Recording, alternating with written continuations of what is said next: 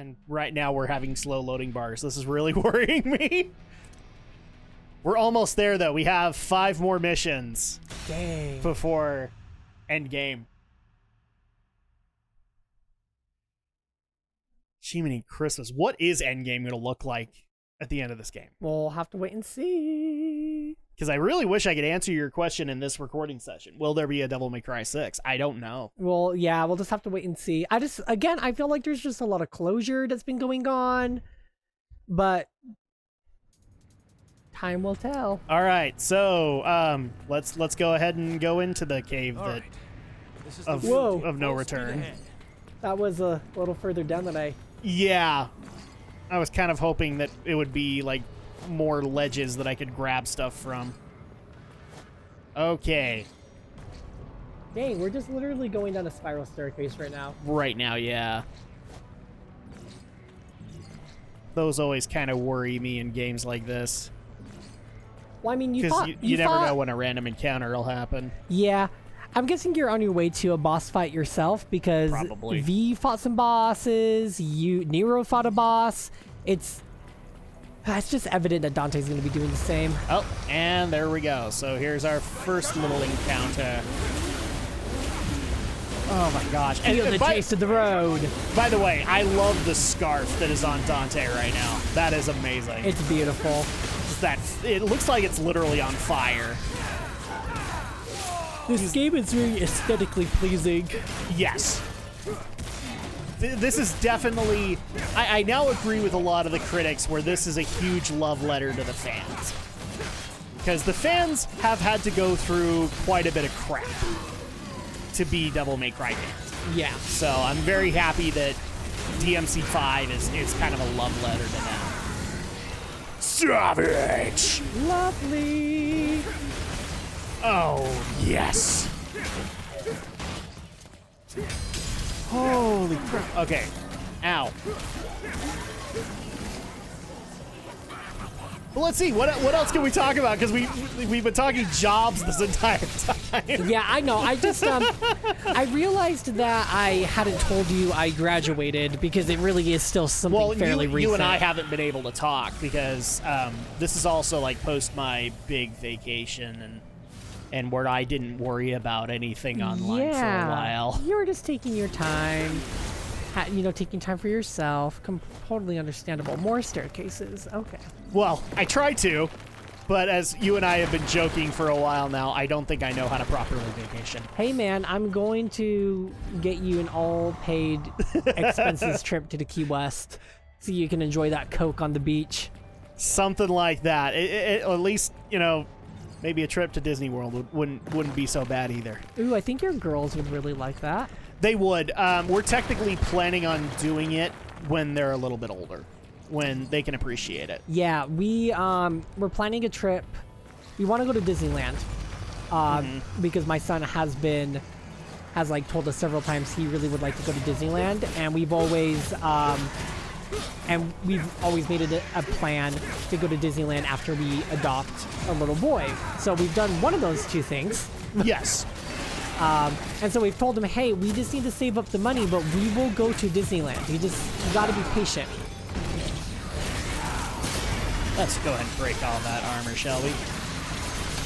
There we go. Yeah, so we're planning on doing it. Plus, it would be a good thing because I would not want to go to Disney World or Disneyland this year with Galaxy's Edge. Oh, yeah. We're not, we definitely want to make this a for next year. Wow. Triple S. I think that's the first time we've gotten it. That is the first time. Beautiful work. Okay, turn off. I don't want to waste my devil trigger, but yeah, so we're waiting until they're a little older when they can appreciate it, probably when we can start working their shyness a little bit, and then we'll take them and they can go in princess dresses and go meet with all of the Mickeys and Minnies and all that. That is so cute.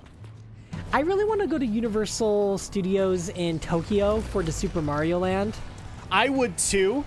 I've technically not been of the opinion to go outside of the U.S. for a vacation. But now that they've done that, plus a couple of other things I'd love to see, I would love to go to Tokyo. I really just want to go to Tokyo during the Summer Olympics next year, but I know that one, we're not going to have the money for it. No. So it's just not going to happen.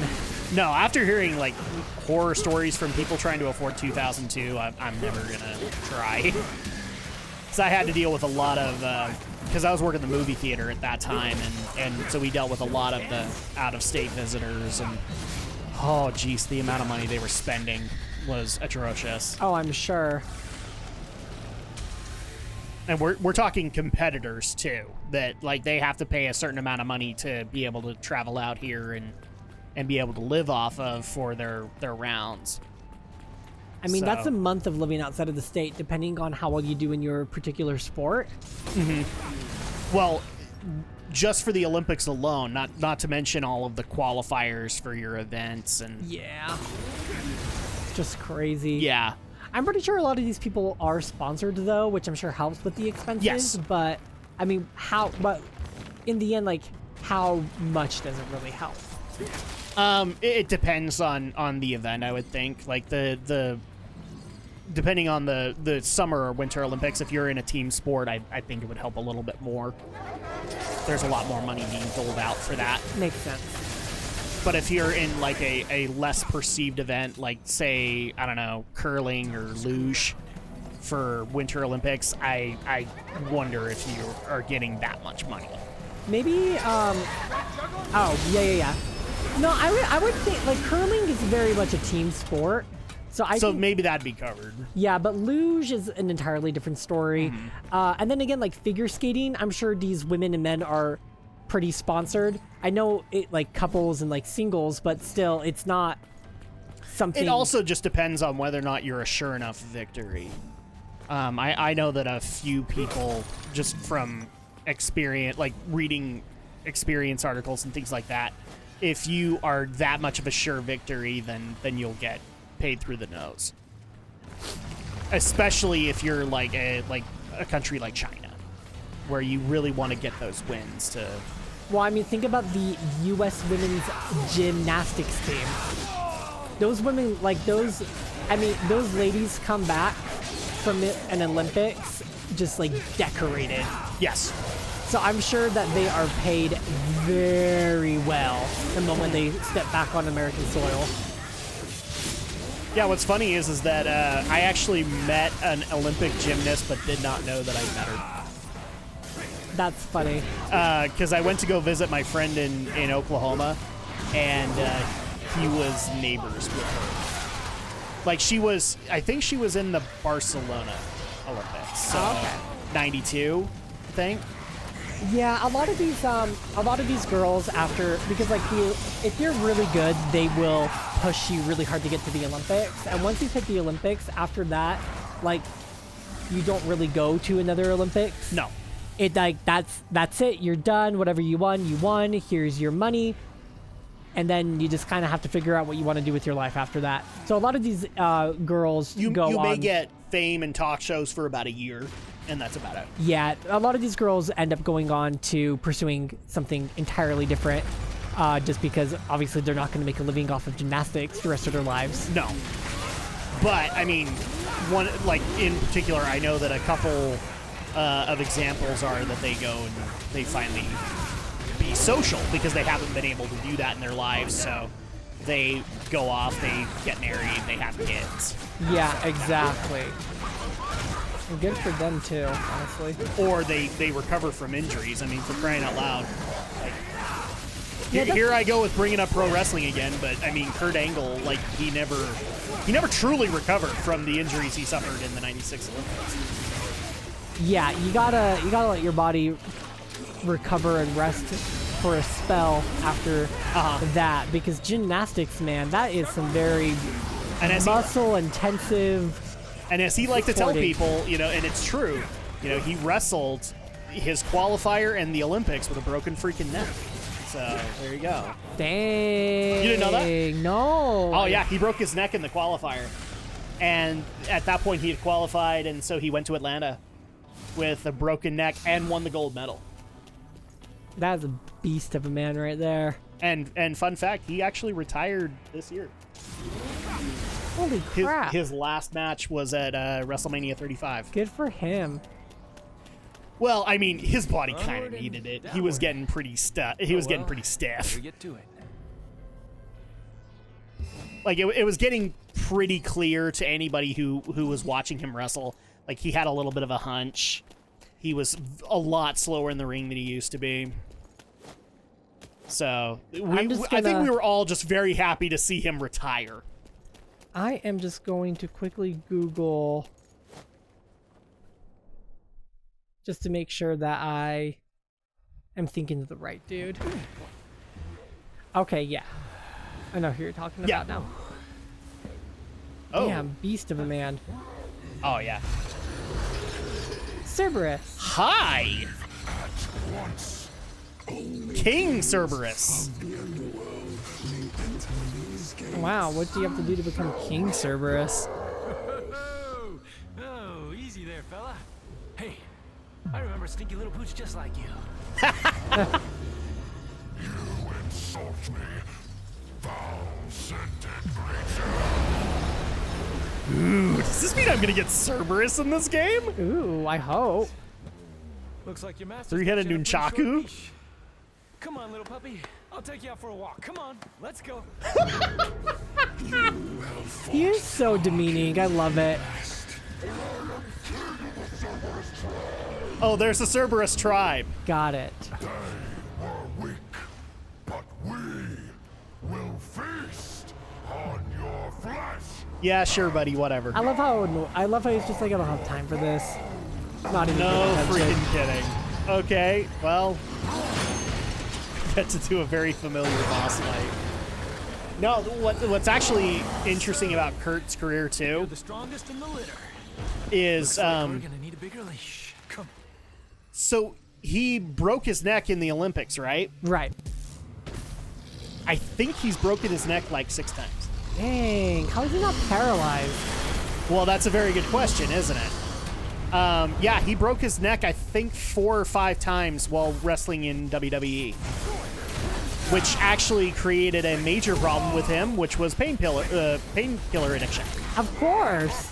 So, I watched this news show on HBO with my husband called Last Week Tonight with John Oliver, and he did a special on the WWE and just how horrible they are to their employees, essentially, and how they don't give them ample time to rest. The insurance is really crappy, and it's just... well, the problem is that, and we've talked about this a lot on the Run on the Ropes podcast, they take the approach of they're all independent contractors. Yes. But then they treat them like they are employees of the company. And that's not how an independent contractor works. Exactly. And so in a lot of cases, it's one of WWE's major flaws is that they literally just run through talent because they don't know how long they'll have them. And unfortunately, up until this year, I mean, WWE could do that because WWE was the biggest name in town. Exactly. But this is one of the things that makes me hopeful because now we have AEW, the promotion that Cody Rhodes created, that has been gaining a lot of steam. It's not WWE levels by any stretch, but it's gaining momentum, and it will start competing with WWE this October. That's great. So That's really great. and it's completely indie run. They run it as like an indie promotion, so there's going to be recovery time for people, and they're not going to. The other problem with WWE is they feature the same talent for weeks on end, and that's why they don't get ample time to rest. There really is no such thing as an off season for WWE. No, there really isn't. And so what AEW is trying to do instead is create not an off season, but ample time for people to get rest, so they can recover from their injuries and then come back and do major events. So I'm actually getting really excited for it. Plus, Cody has been able to do amazing stuff with that promotion already. In fact, I haven't technically seen this match yet in full, but I'm really looking forward to it. So they held their first AEW pay-per-view in Vegas this year called Double or Nothing. And one of the featured main events was...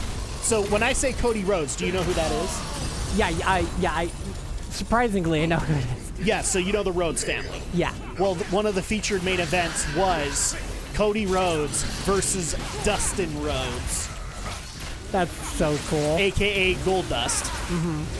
And this was actually something that they had pitched to WWE for years, of letting them do this at WrestleMania, and Vince said no.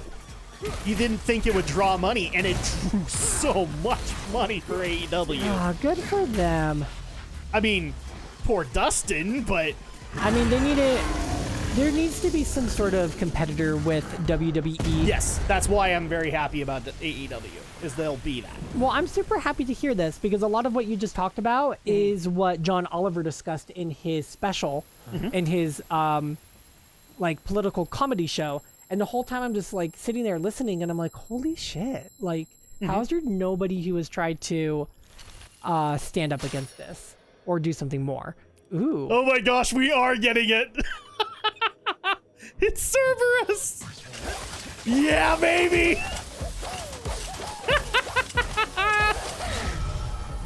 Ooh, that's way cool. Oh my gosh! I it am changes- so... Oh, it changes elemental properties! And it becomes a staff!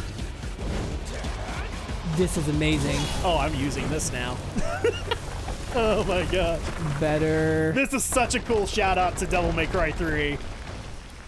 get those upgrades. Yes.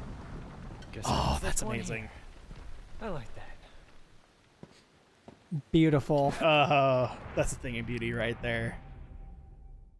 Okay, so yeah, AEW is looking to be amazing, and the other interesting part is, so nobody can, like, Vince can constantly say on public interviews that he's not concerned over AEW, and again, they're not making the money that WWE is right now, so they're not necessarily a threat. Well, yeah, of course. But so King Cerberus, the power of King Cerberus dwells with this shape-shifting weapon, charging attacks with ice, fire, and lightning in each form. Very cool. Okay, so this weapon has 3 unique modes: twirl freezing nunchaku with triangle, and in swordsman style, wield blazing rod with circle, and hold and release to do the electrical stuff. But they've already been able to pull out a lot of WWE talent. So much so that Vince has created a hiring freeze. So, or a contract freeze for all of his existing WWE talent. Damn. So that they don't leave. Because there's so many talent now that want to leave and go do AEW. Yeah. The truth is, I wanted to be protected and loved, but I was alone. My only choice was to survive. V, you gotta rest. Nero, I will tell you everything. There is no demon named Urizen. What? Only a man who threw away his humanity in an endless pursuit of power.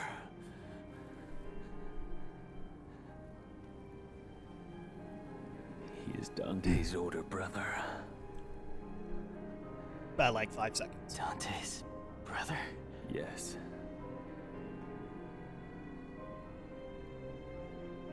And his real name is Virgil. I think this is the first time he's even known Virgil. I believe so too. Yeah, Virgil didn't really get mentioned in DMC4. At least the one that we played. Mission 17, Brothers. Is this a walk down memory lane? Hold on, let me respond to this message to my love. I think this is a walk down memory lane. Are we finally going to get the origin of Dante and Virgil? I think this is it. Like, I'm very happy about that. Do if your that's what they're gonna upgrades so do. we can see. Okay, so Swords Formation 3, yeah, and this is gonna nuke most of it. So we'll keep that going. Is there anything else I can afford? Cavalier. Let's get this, and then I think we're good. I should upgrade King Cerberus, but I will stick with the weapons that I have been working on right now. Okay.